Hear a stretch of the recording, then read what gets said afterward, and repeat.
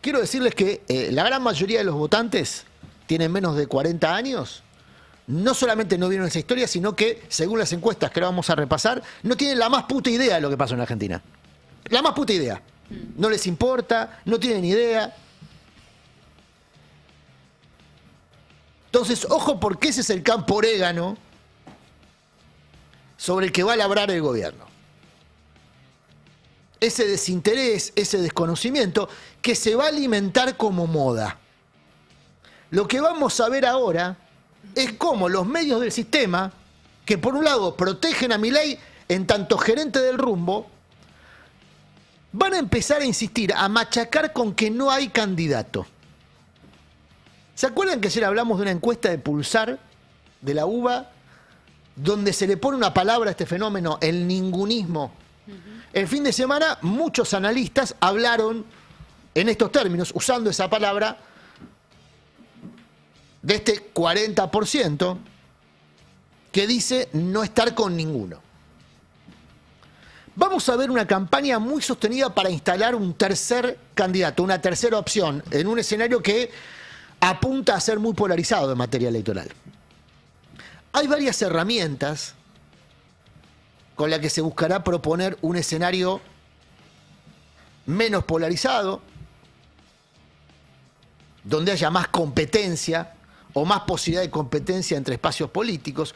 Una fórmula es eliminar la PASO. El gobierno tiene su propio interés en eso. Milei considera que si elimina la PASO, posterga el proceso electoral. Por lo tanto, la posibilidad de mejorar la economía gana tiempo. Esa sería la intención de Milei, evitar el ruido que provoca en la economía, naturalmente, un proceso electoral tan largo como ocurre cuando hay paso, primera vuelta, balotaje. Son varios meses del proceso político que genera ruido, sobre todo financiero, sobre todo en el tipo de cambio, que presiona sobre la inflación. Y el principal activo que el gobierno quiere mostrar es que morigere la inflación. Si llega al proceso, al momento de votar con la inflación por encima del 2, 2,5, como está ahora, bueno, será visto como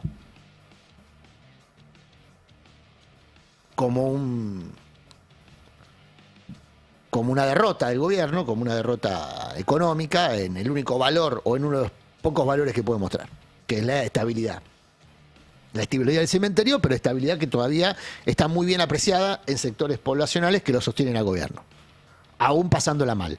Son esos testimonios que vemos, muchos recogidos por el Destape, por nuestra compañera Chiara, que encuesta o entrevista a personas que dicen, la estoy pasando como el culo, pero le tengo fe a este hombre porque, bueno, después del calvario, después del desierto, esto va a mejorar. ¿Quiénes piensan así?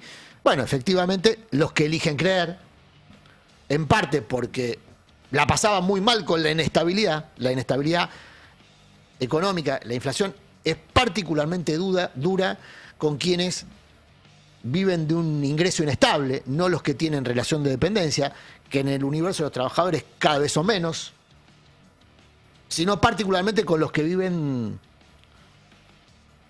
de changas o del laburo diario.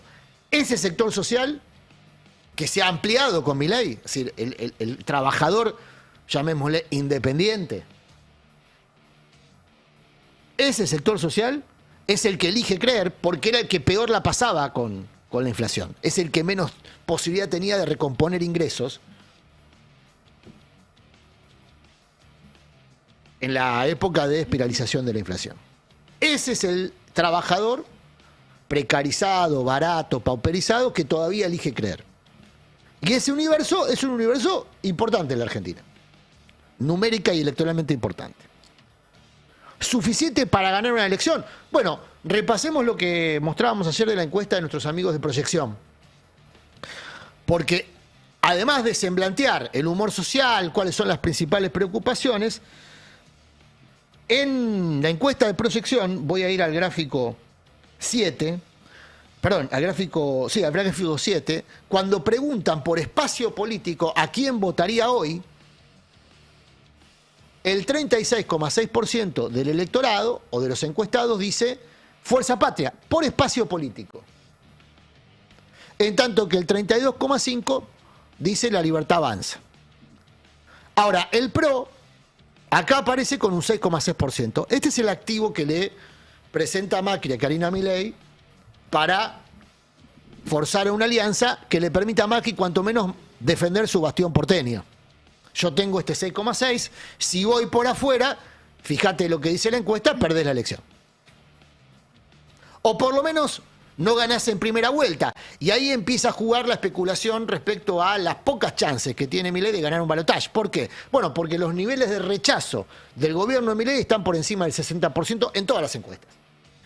Uno supone que en un balotaje de Milei contra cualquiera, pierde Milei. Porque el nivel de rechazo es muy alto. Bueno, ¿quién es ese cualquiera? Es la otra discusión en curso. ¿Quién le puede ganar una elección a Milei? Pensando en ese escenario de balotaje. Y ahora vamos a la otra encuesta o a la otra filmina de la encuesta de nuestros amigos de Proyección. Porque si recién veíamos cómo Fuerza Patria le ganaba a Milei a la Libertad Avanza como espacio político, una vez puesto en nombre propio, es decir, Milei agrupando el voto del centro a la derecha, incluido el voto del PRO,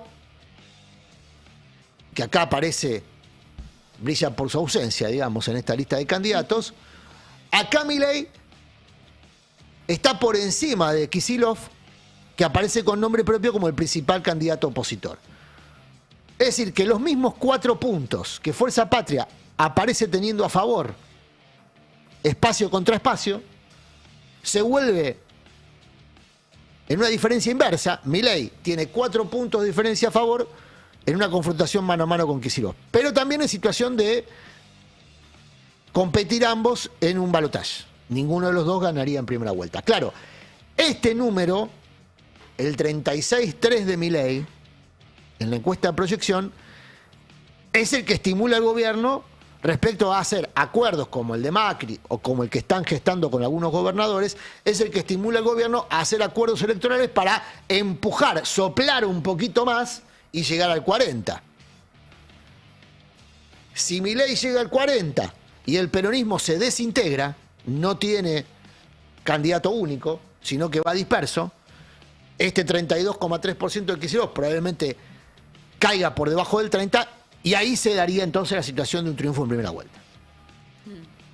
Vuelvo a la alquimia, a contar la alquimia, en este caso cómo se daría en la mesa de arena. Milei obtiene los 4 puntitos haciendo acuerdos con gobernadores. Por ejemplo, algunos de Juntos por el Cambio o ex Juntos por el Cambio. Puyaro, Nacho Torres, Frigerio.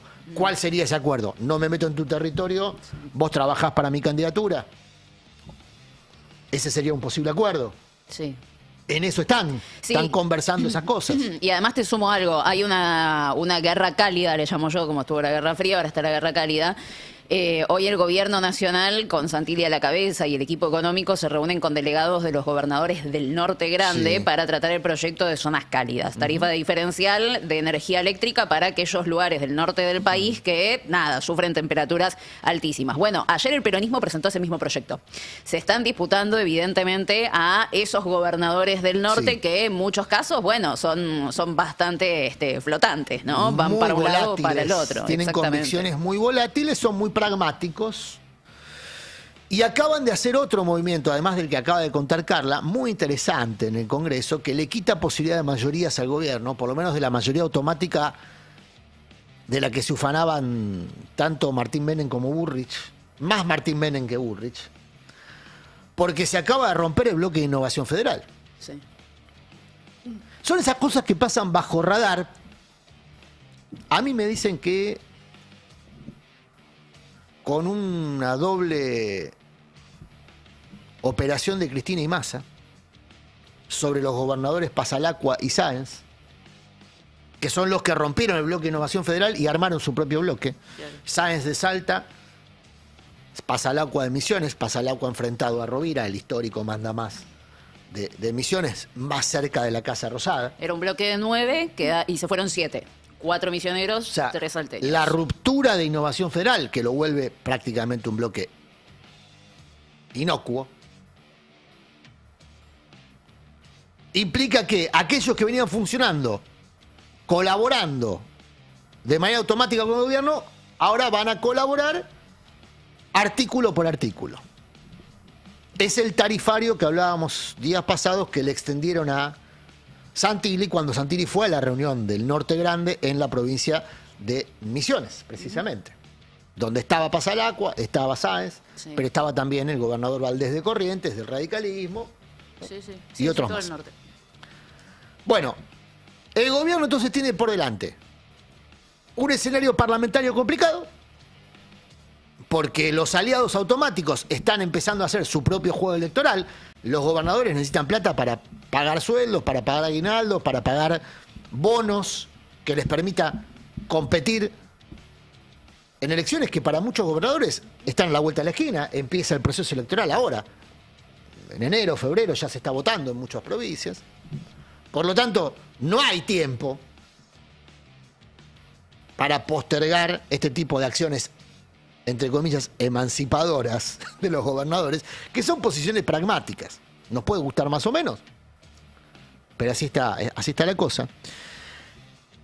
Y esa dificultad que presenta Milei, entre otras cosas, para aprobar el presupuesto donde está contenido el compromiso de equilibrio fiscal, de superávit, de ajuste, esa dificultad posible dificultad, o el encarecimiento de las alianzas políticas, llevan al fenómeno que vemos en estos días en los mercados financieros, que vimos ayer. Ayer no se operó en la Argentina, pero sí se operó en Wall Street. Y el riesgo país volvió a estar a 3 puntos de los 500 puntos. O sea, volvió a estar muy alejado de la posibilidad de que la Argentina vuelva a los mercados voluntarios de crédito, porque con ese nivel de riesgo país, la Argentina no puede ir a pedir plata a los mercados de capitales. O sea que sigue dependiendo de organismos multinacionales, Fondo Monetario, Banco Mundial, BID, o de lo que pueda recaudar en la Argentina. ¿Y cómo recauda en la Argentina? Con alta tasa de interés. ¿Qué es lo que provoca la alta tasa de interés? Que es la herramienta que usa el gobierno para captar los dólares que se necesitan para pagar la deuda. Un horizonte de deuda montañoso para la Argentina en el corto plazo. Bueno, esa tasa de interés provoca las tasas de usura que están ya no erosionando, están destruyendo las economías de las familias. Es decir que, como en economía todo está relacionado con todo, que el país, que Caputo, que el timbero Luis Toto Caputo, que tenemos como ministro de Economía, no tenga acceso a los mercados voluntarios de crédito, plantea un horizonte de altas tasas de interés. Por lo tanto, en este Viva la Pepa que tienen, por ejemplo, Marcos Galperín, las billeteras virtuales, ni hablar de los que nos contaba ayer Pitu Salvatierra, los prestamistas de los barrios, en este cobrar lo que quieras, total la gente está desesperada, probablemente veamos cómo se profundiza la crisis de deuda, que es hoy una de las preocupaciones principales de las familias, como lo manifiesta justamente también esta encuesta que ayer mostrábamos en proyección. Primera preocupación, 42% de los encuestados, primera preocupación, la economía, sobre todo la economía de bolsillo, no llegar a fin de mes. Hija de esa preocupación, el endeudamiento. Más que esa preocupación, hija de esa necesidad, el endeudamiento. Y el gobierno que contribuye a empeorar las condiciones materiales de las familias trabajadoras. Contaba Lu la semana pasada que se había eliminado parcialmente, pero de manera muy significativa, la red SUBE, Sí. para personas que transitan entre el conurbano y la ciudad de Buenos Aires, por lo tanto, otro golpazo al bolsillo. Las tarifas de servicios públicos que todos los meses tienen un ajuste, en algunos lugares porque perdieron zona fría, decisión también que tomó el gobierno, y entonces en pleno invierno llegan facturas de 1 millón y medio de pesos en hogares donde se pagaba hasta hace poco tiempo mucho menos que la mitad. Ni hablar en los comercios, ni hablar en las fábricas, que ya están -10 porque no venden, y encima tienen una espiralización de los costos. Todo eso es del gobierno. Todo eso es producto de un gobierno que gestiona como gestiona el gobierno de Javier Milei. Que para salir de la crisis que el propio gobierno provoca, hace lo que hizo la dictadura o lo que hicieron las dictaduras que antecedieron con el mismo programa de gobierno. Crean un enemigo interno, lo inventan. En este caso son los izquierdistas, pero ojo, no todos los izquierdistas, sino una acepción del izquierdismo que es el peronismo kirchnerista. Muy estigmatizado por años y años y años de persecución, de mentiras. A mí me impresiona escuchar a comunicadores del centro progresista, comunicadores del centro progresista que ahora están espantados por la persecución que Milei propone para los oponentes políticos. Es lo que hicieron ustedes, amigos.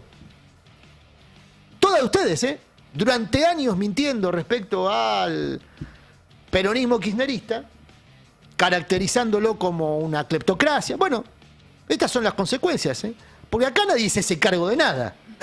Siempre la culpa es de otro. No, la culpa es de Milei. No nos comamos ese verso, porque van a traer uno que es peor que Milei. Se puede ser peor, siempre se puede estar peor. Absolutamente. Y van a traer a uno que es peor que Milei. Los mismos que ahora se rasgan la vestidura diciendo qué barbaridad, este señor, qué peligroso. Creando un enemigo interno como lo hacían Videla. Sí, lo hacía Videla para aplicar el plan económico de Martínez Dios.